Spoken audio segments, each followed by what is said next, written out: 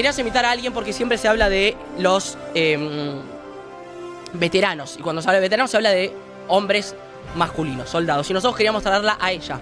Ella es Liliana Colino, es enfermera de guerra de Malvinas. Así que por favor recibámosla con un fuerte aplauso.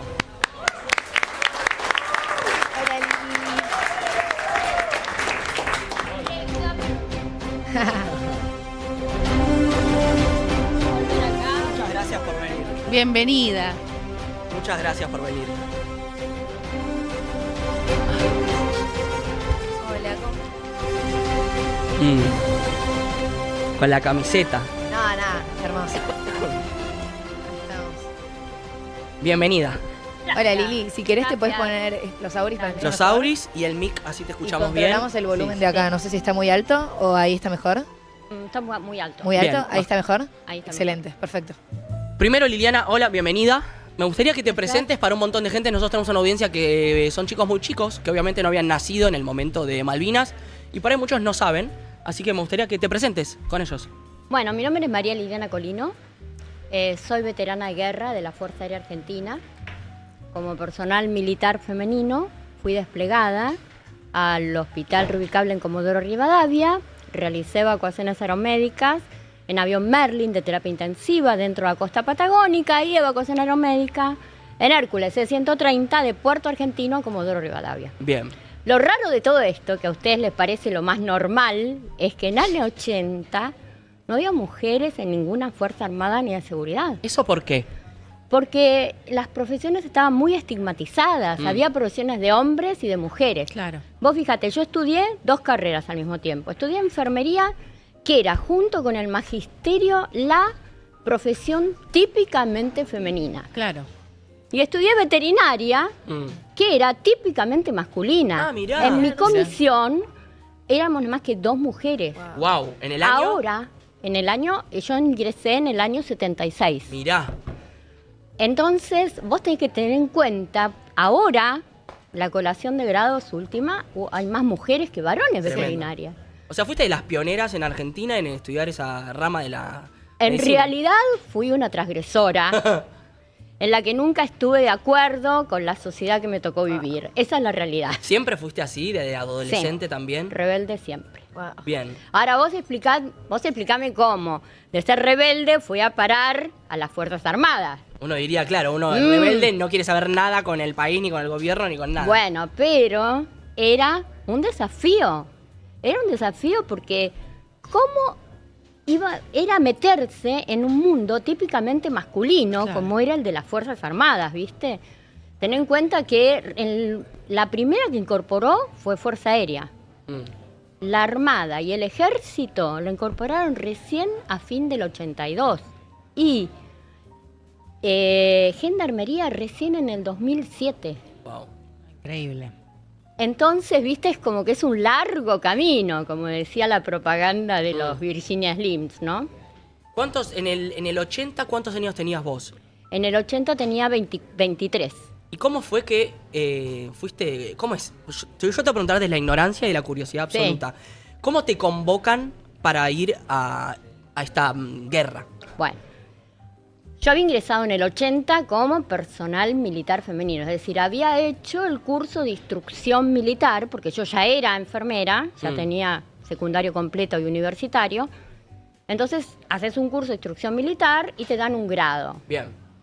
En eso tendríamos que haber ingresado por tener secundario y universitario directamente como oficiales, pero como éramos las primeras, dijeron, no, ¿cómo van a ingresar en un mundo tan masculino? Una mujer va a tener a cargo a los suboficiales. Perdón, oficiales era un rango alto que ya tenía gente a cargo. Entonces, Claro. como es mujer, no puede ser oficial. Exacto. Pero tus estudios deberían... Me habilitaban. para hacerlo. Claro. Entonces, bueno, ingresamos como cabo principal, que es el 3er grado de suboficial, Bien. cosa que evidentemente a los cabos y a los cabos primeros no les cayó muy bien, evidentemente, pero bueno, Solo por el hecho de ser mujer. eran menos. ¿Te lo hacían saber eso, que no les No. caía bien? ¿Sabés o... por qué? Nosotros tuvimos una gran ventaja. Y en esto Fuerza Aérea pensó en todo. Primero, en incorporar como personal militar femenino enfermeras, que tenía la ventaja de que nos podían mandar a los hospitales, Claro. donde los hombres estaban más acostumbrados a ver mujeres. Claro. Imagínate que hubieran decidido poner personal militar femenino en una brigada de golpe. Claro, no.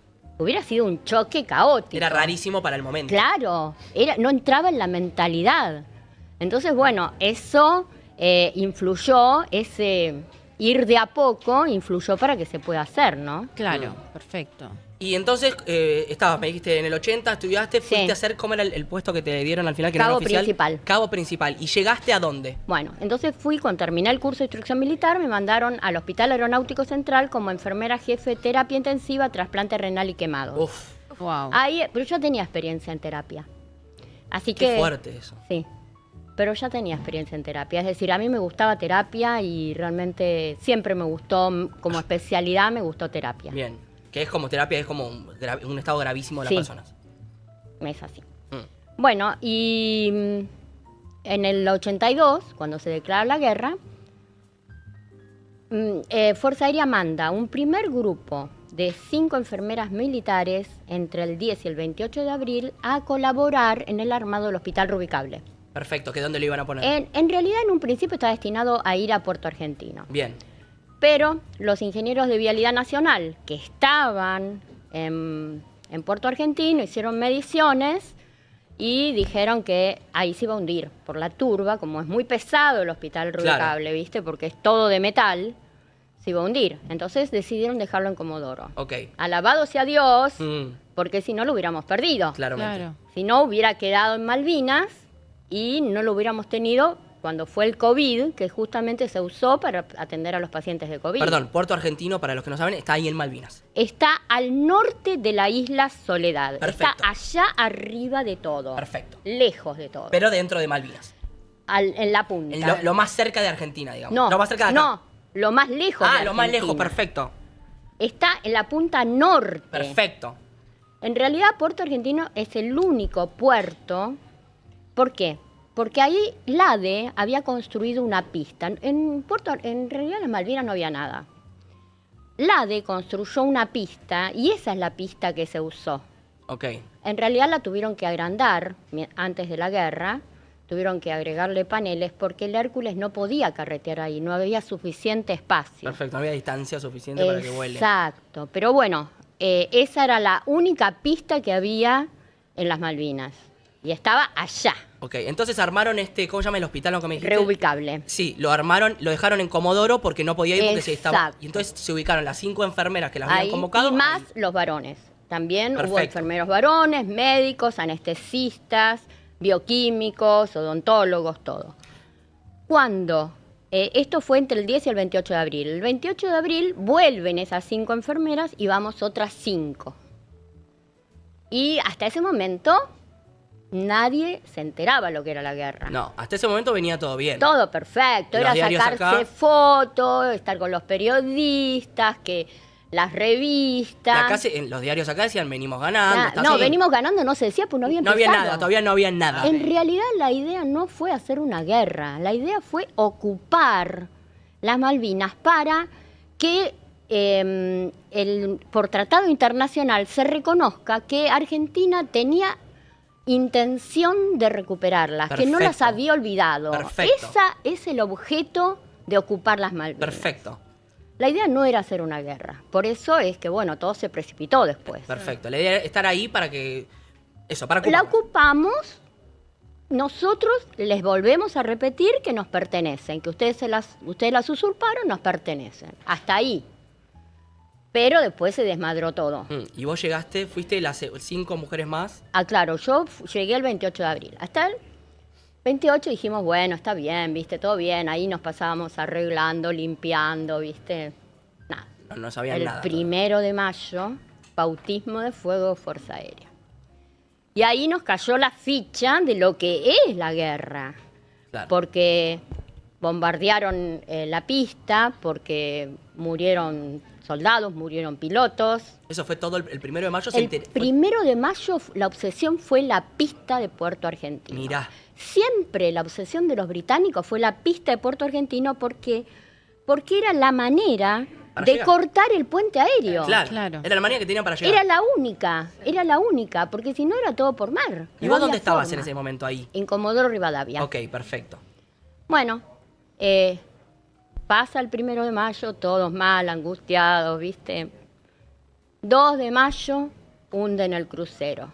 Otra vez, ¿viste? Y ahí ya te cae la ficha de que empieza la guerra. De que ya no era nada No. como se pensaba. No, Era picante. exactamente.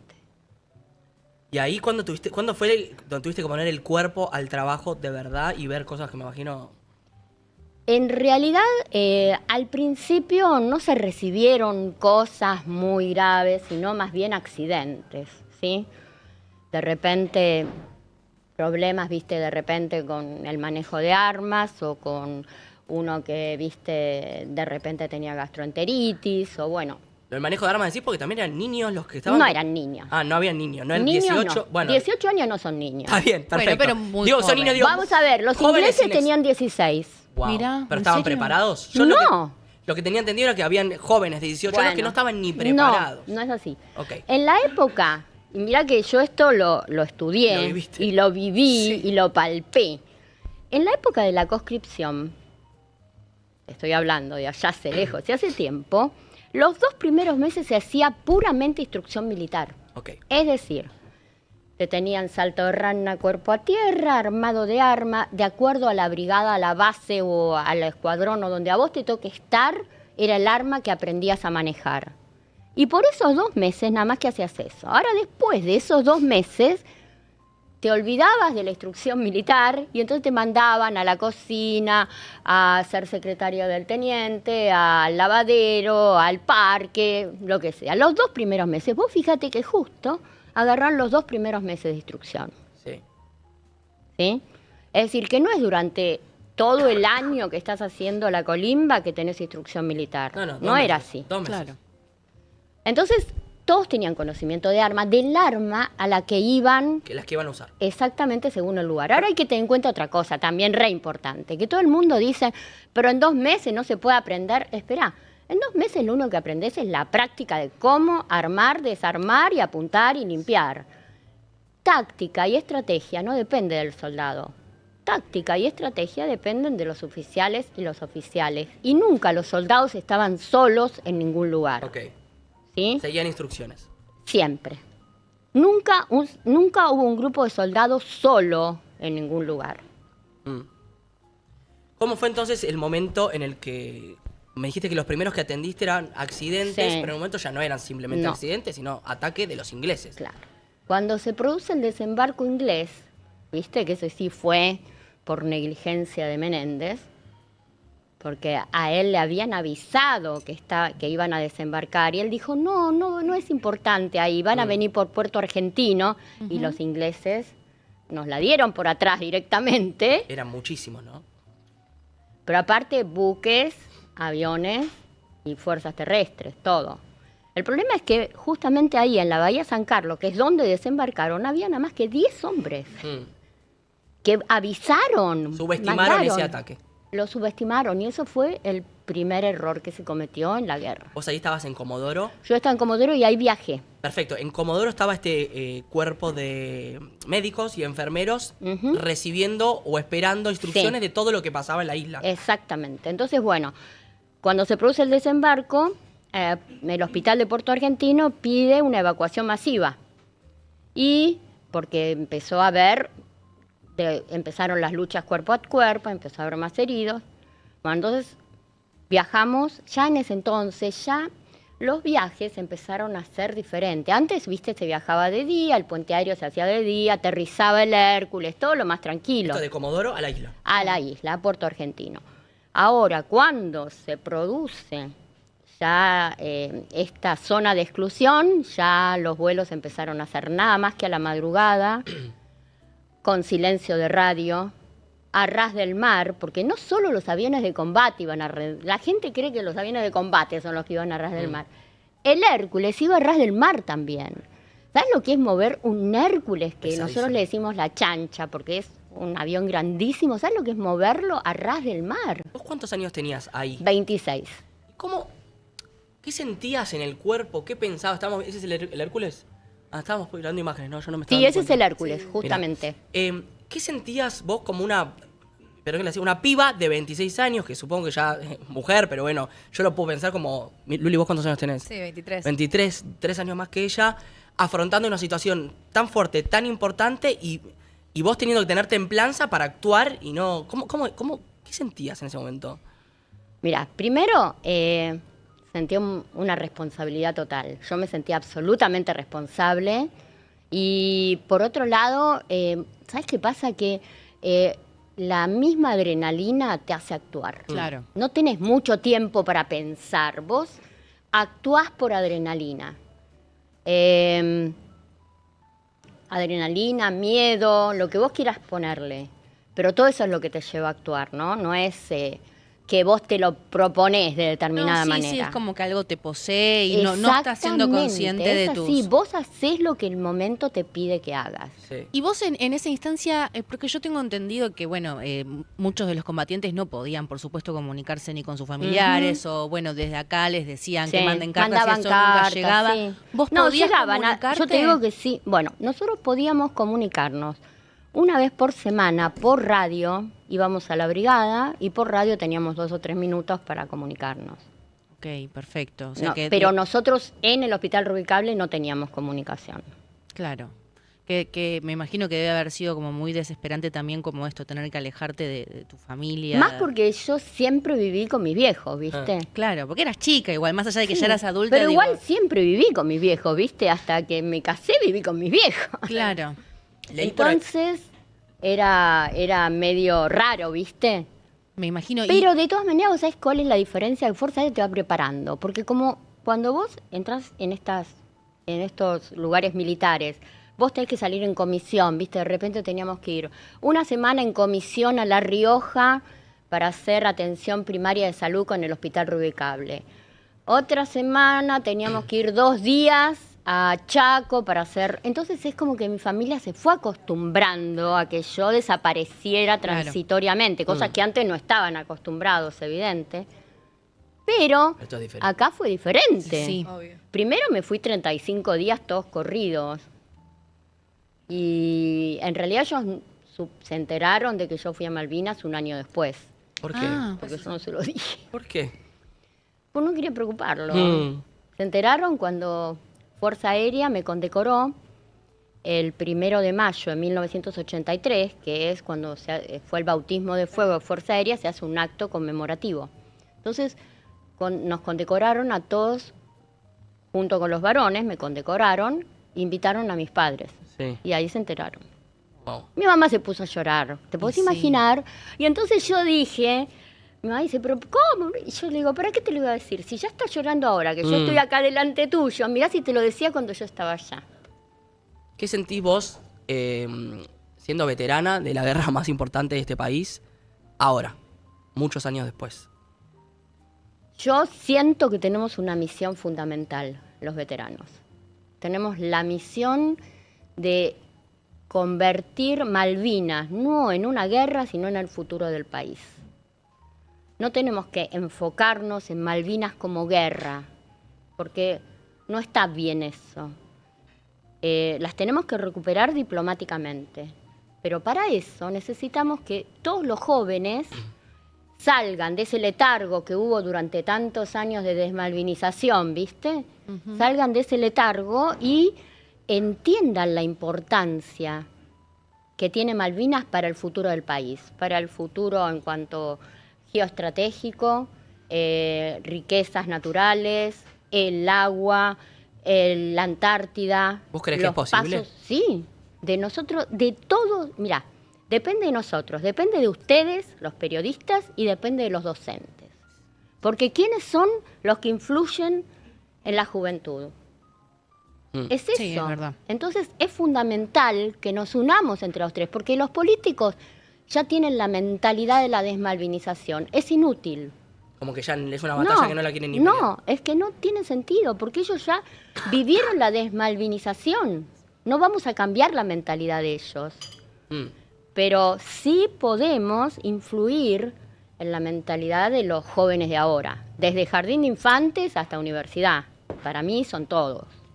¿Tenés relación con otros veteranos? Sí, por supuesto. ¿Se juntan? Sí. ¿Recuerdan? Y ¿O tratan de no? Más o menos, más bien... Tratan de no. ¿Sentís que haber atravesado la guerra trajo, digamos, a tu presente, cuando volviste, algún tipo de secuela? No sé cómo llamar, no sé si secuela es la palabra Sí, correcta. estrés postraumático se le dice. Sí, porque entiendo que si bien en el momento te posee la adrenalina y no sos tan tal consciente cual. de lo que haces, después esa ficha cae. Sí. ¿Te sentiste así? ¿Te afectó Bueno, emocionalmente? A mí, yo digo que la guerra me atravesó en 3 sentidos. Profesionalmente, porque aprendí lo que nunca hubiera podido aprender. Emocionalmente porque no es como que me di cuenta la importancia que tiene el minuto a minuto que uno vive. Es decir, uno empieza a darle más importancia al hoy y no hacerse problema por cosas que no se pueden solucionar o que se van a solucionar solas, ¿entendés? Y eso me lo enseñó la guerra, porque cuando vos estás frente a la muerte decís, qué boluda que fui en hacerme problema por esto. Claro. Y personalmente me enseñó la importancia del compañerismo. Yo la verdad que establecí lazos que perduran en el tiempo y que nunca me hubiera imaginado que podían establecerse. De todas maneras, yo tengo mis secuelas. A mí se me bloqueó la formación de anticuerpos. Yo no formo, yo llegué a hacer 5 neumonías con derrame pleural en un año. Eso que ¿cómo? por ese estrés postraumático, Sí, algo así. por estrés se me bloqueó la formación de anticuerpos. Es decir, cada uno lo maneja como puede su organismo. A algunos les afecta la parte psicológica, yo de repente es como que traté de aprovechar psicológicamente todo lo que me dio la guerra, ¿viste? Pero mi organismo me pasó factura. Me imagino. Y yo tengo tratamiento permanente, es decir, yo me tengo que administrar inmunoglobulinas inyectables cada 15 días. Por este... Sí. ¿Y cuando volviste de la guerra, seguiste trabajando como enfermera? Sí, de las dos cosas siempre. Es decir, cuando volví de la guerra pasó lo inaudito, es decir, yo volví el 3 de junio porque el 6 de junio me tuve que presentar en la Escuela de Aviación Militar, en Córdoba. ¿Por qué? Viste que yo te conté que nosotros nos incorporaron mal. Sí. Sí. Entonces a 6 de nosotros nos dieron la oportunidad de ir a hacer el curso de promoción oficial en la Escuela de Aviación para egresar como alférez. Este es el primer curso mixto que se hizo. Hasta ese momento, los nenes con los nenes, las nenas con las nenas. Wow. Este es el primer curso mixto que se hace. Volví a fin de año, otra vez a mi cargo de enfermera jefe de terapia. Mientras tanto, yo siempre hacía guardias nocturnas de veterinaria. Bien. Y bueno, seguí trabajando de enfermera y de veterinaria hasta el año 2020. Ah, hace poquito. Mm. Wow. No, perdón, te dije mal, hasta el 2000, no. Ah, ok. Hasta el 2000. Por eso dije, no, hace tan Tan poquito, poquito no, tan poquito no hace, dije yo. No, hasta el 2000, que yo estaba trabajando en la Fundación Favaloro, Sí. que empecé antes de que se inauguraran, y cuando Favaloro se suicida y la situación económica era catastrófica en la fundación, nos dieron retiro voluntario. Yo justo me divorcio, tengo los 3 chicos de 2, 4 y 6 años y no podía dejarlos porque en la Fundación Favaloro se trabajaba 12 horas 2 días seguidos. Por lo tanto, prácticamente 3 días no estaba en mi casa. Claro. Entonces ahí pedí el retiro voluntario. A partir de ahí me empecé a dedicar nada más que a la veterinaria. Lili, trajiste algo, ¿no? Que nos querías Sí. mostrar. A ver. Traje. ¿Qué es esto? Wow. Este es el uniforme que me acompañó a Malvinas, excepto los borcegos, que los borcegos los doné recientemente Wow. Wow. al... Historia. Qué locura. Los borcegos los doné recientemente al Museo de Malvinas de la Ciudad de Buenos Aires. Mirá. Que son los que pisaron Malvinas. ¿Qué te pasa cuando ves esto? Cuando Ay. lo tocas, cuando lo lees. Es mío. ¿Qué sentís? Y este es el maletín, que este es genial, este maletín. Vos fíjate que el resto, ejército y la armada, tenían una mochila de lona. Sí. Nosotros teníamos un maletín excelente, Guau. porque te permitía ver todo.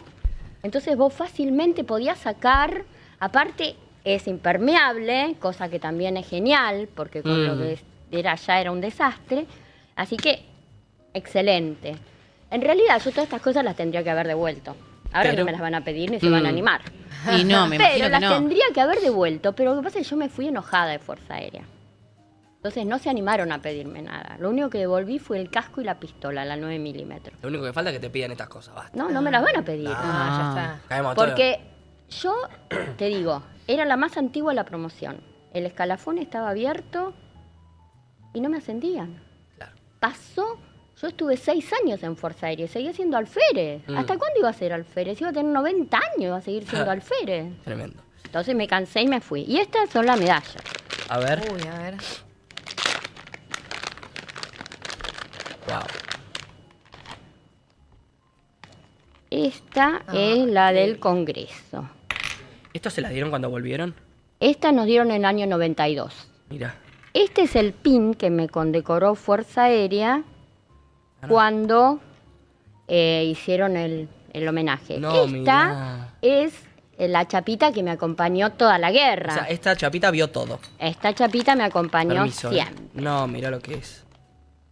Historia argentina, es una locura. ¿Puedo verla? Y este me la entregó la UBA porque soy la única mujer veterana recibida en la UBA. Ah. Ya viste. Che, Lili, te quiero. Basta. Apareció de la nada. Te quiero agradecer primero, bueno, solamente agradecerte por ser y por laburar esos cuantos fueron 70 y pico de días.